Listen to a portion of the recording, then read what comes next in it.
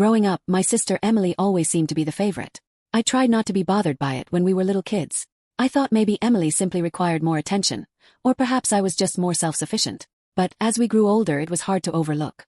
Every small accomplishment of hers was blown out of proportion. Aced a quiz. Time for a family get-together. Got a part-time gig at a coffee shop. We're bursting with pride, Emily. Let's get you a gift.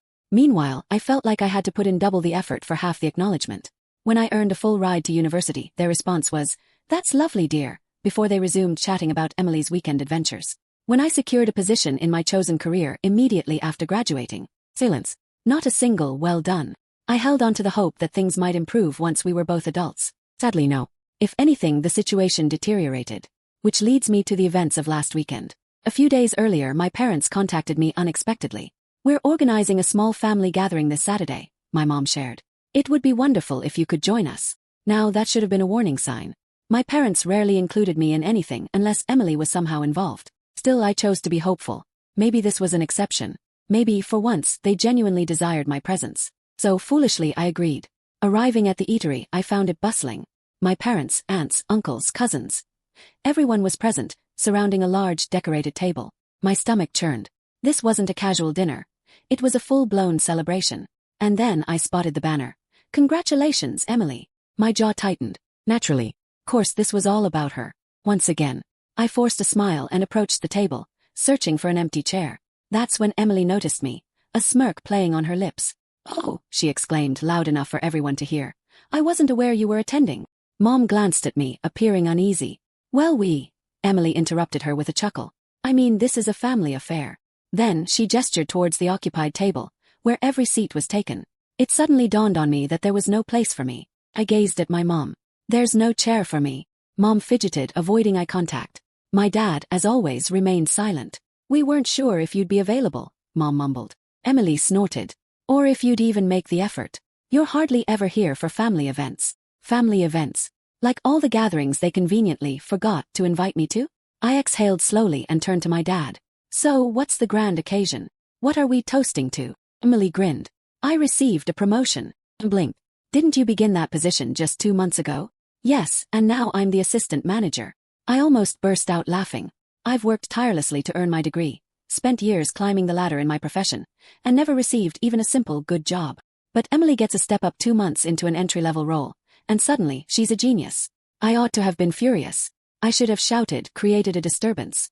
But instead I simply nodded. Understood. Then, without another word, I turned and exited. I didn't even glance back. Let them enjoy their little party. Let them praise her for something that hardly warranted a mention. I was finished trying to belong to a family that clearly didn't value me. I drove back home, half anticipating my phone to be flooded with messages inquiring about my whereabouts. But nothing. Not a single call. And then, the following morning, there was a knock at my door. I opened it to find my parents standing there, looking embarrassed. My mom was fidgeting and my dad just appeared drained. Before I could utter a word, my mom sighed. "We need to have a conversation." I stared at them, my grip tightening on the doorframe.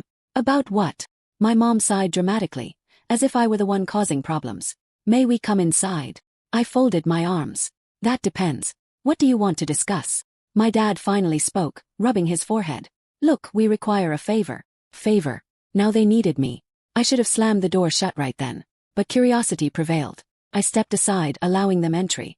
They proceeded directly to my living room, acting as if they owned the place. My mom settled on the sofa, adjusting her blouse as if preparing for a significant negotiation. My dad remained standing, shifting uncomfortably. I leaned against the wall. "All right, what is it?" Mom offered a small, strained smile. "Regarding last evening." I raised an eyebrow. "So they do feel remorseful. We need you to take care of the bill." Blinked. "What?" She sighed, as if I were being dense. "The dinner bill." It was somewhat steeper than we anticipated. My stomach plummeted, then flipped with anger. I stared at them, awaiting some sort of explanation. "You're asking me to cover it?" Dad nodded, looking slightly uncomfortable. "You have some savings, correct?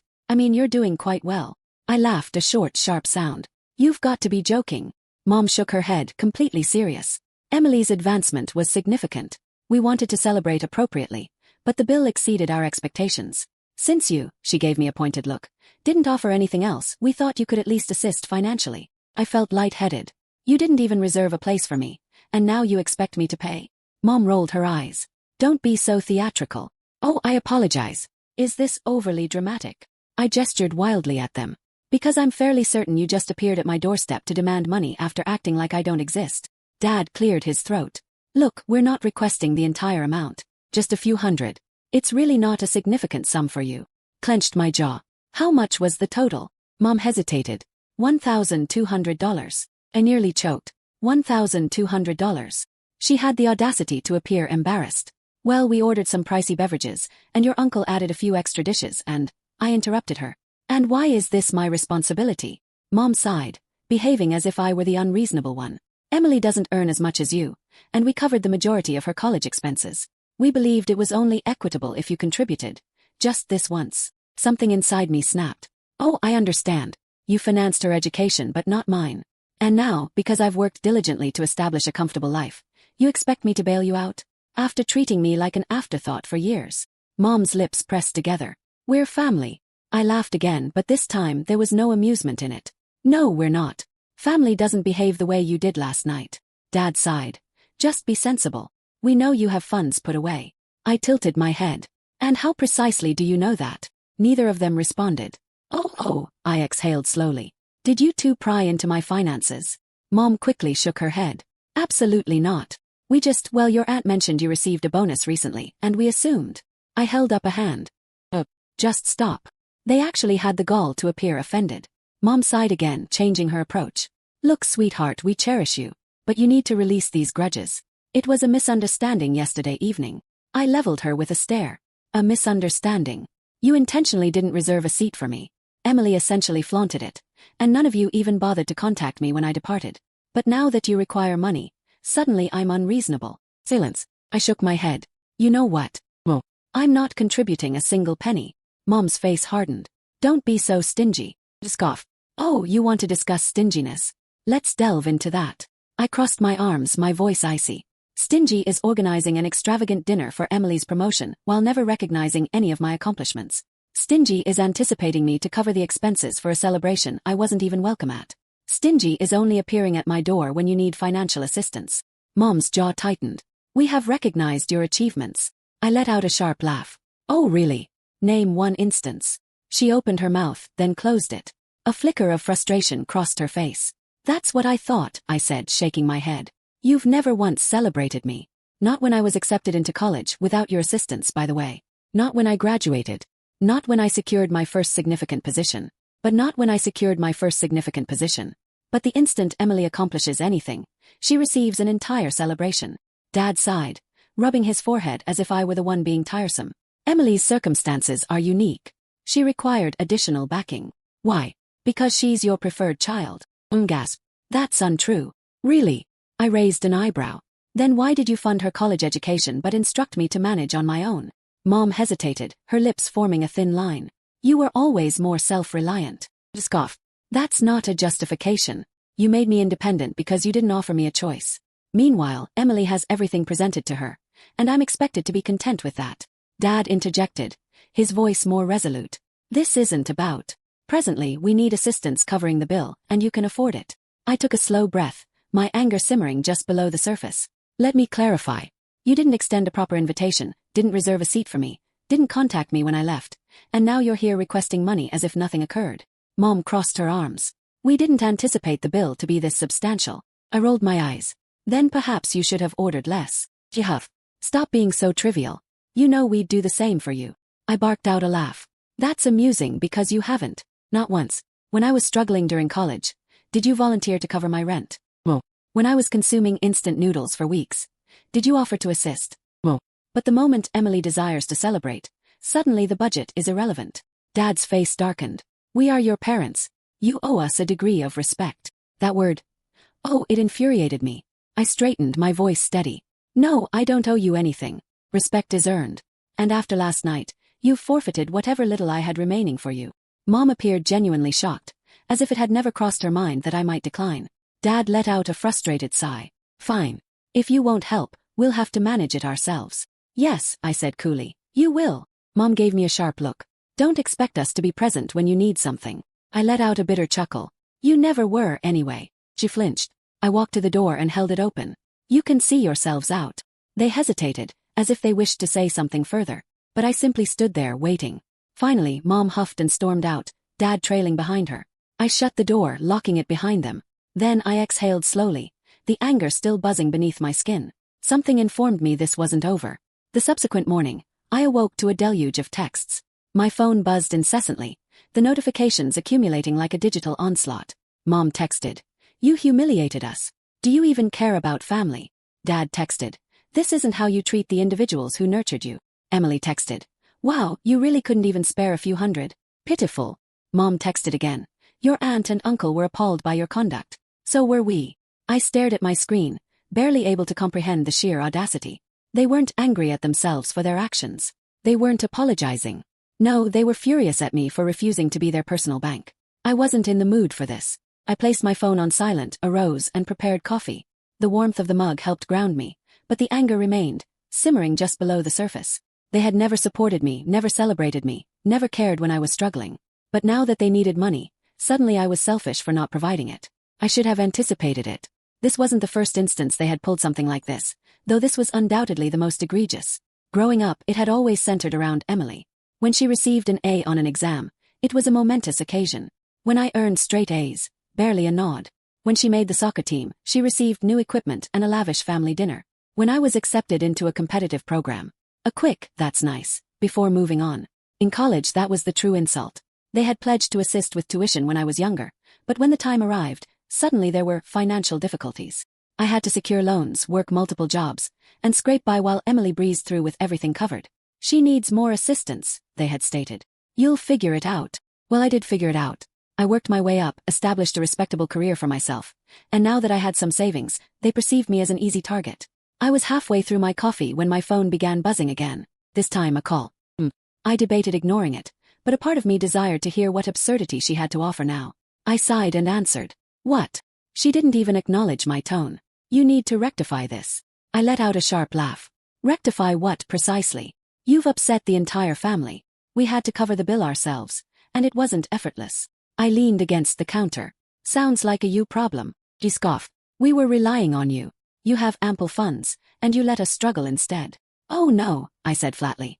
"You mean you actually had to assume responsibility for your own decisions? That must have been dreadful." "Don't be a brat," she snapped. "Your aunt and uncle believe you were incredibly discourteous. You should apologize." I nearly choked on my coffee. "Apologize?" "Yes. For storming out, for creating a disturbance, and for being unwilling to assist your own family." I was genuinely impressed at how deep the delusion ran. "Right. So, just to be clear, you invited me to a celebration, didn't reserve a seat for me, informed me I wasn't considered immediate family, disregarded me when I departed, and then expected me to cover the entire bill? And somehow, I'm the antagonist." She sighed as if I were being unreasonable. "You're distorting things." "No," I said, my voice sharp. "I'm finally calling you out. And honestly, I should have done it years ago." Silence. Then in a low, cautionary tone she said, "You're making an error. You don't want to alienate us." I smiled, though there was no warmth in it. "You already accomplished that on your own." Hung up. The instant I did, my hands were trembling. Not from fear, but from adrenaline. For the first time in my life, I had fully stood up to them. No backing down, no second-guessing myself. It felt liberating, but something informed me they weren't finished yet. And I had no inkling just how far they were willing to proceed. The next morning, I woke up feeling groggy, still replaying the previous night's conversation. But when I grabbed my phone, all sleepiness vanished. My lock screen was overflowing. Missed calls, texts, social media alerts. My stomach clenched. I sensed this wouldn't be pleasant. Unlocking my phone, I first saw a public social media post from my mother. It began deceptively gently, like a heartbroken mother trying to understand a cruel world. It pains me to write this, but sometimes parents must face the heartbreaking truth. No matter how much love we give, some children reject family. My eyes widened as I continued reading. "Last night, we celebrated a milestone for our daughter, Emily. It was meant to be joyous, a time for family to unite and support each other. But unfortunately, not everyone shared our happiness. I knew where this was headed. Our other daughter, let's call her X, showed up uninvited, caused a scene, and stormed out when she realized the world didn't revolve around her. And she refused to help when we unexpectedly needed help with the bill, despite having plenty to spare. I'm devastated that someone we raised with love could be so heartless, prioritizing money over family. Advice on dealing with a selfish, ungrateful child would be appreciated." Froze. The sheer gall of this woman. It wasn't just a vague guilt trip. It was a full-blown smear campaign. My own mother had thrown me to the wolves.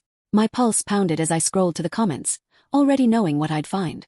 Hundreds of comments, all swallowing her sob story without a second thought. Someone commented, "Oh my God, I can't believe X would do this. After all you've done for her." My aunt commented, "Some people don't deserve good parents. You guys did your best." Emily commented, "She's always been like this. Just getting worse. I feel so bad for Mom and Dad." I gritted my teeth. Of course Emily was there. I gritted my teeth. Of course Emily was there, milking it for all it was worth. She had always been the golden child, the one who could do no wrong. And now she had proof that I was the selfish one, the villain in the family narrative. And the worst part, people were believing it. I checked my private messages. Sure enough, they were overflowing. "Wow, I didn't expect this from you. That's so cold. You should be ashamed. How could you do this to your parents?" People I hadn't spoken to in years were suddenly crawling out of the woodwork to judge me based on a one-sided, twisted version of events. My hand shook as I gripped my phone. I wanted to scream, to reply and expose everything. The favoritism, the years of neglect, the truth about what really happened. But I knew how this worked. No matter what I said, they would be the victims. If I lashed out, it would prove their point that I was cruel and ungrateful. If I tried to defend myself, they'd call me dramatic and tell me to just let it go. I forced myself to breathe. This wasn't just a petty family argument anymore. This was a public takedown. I had a choice.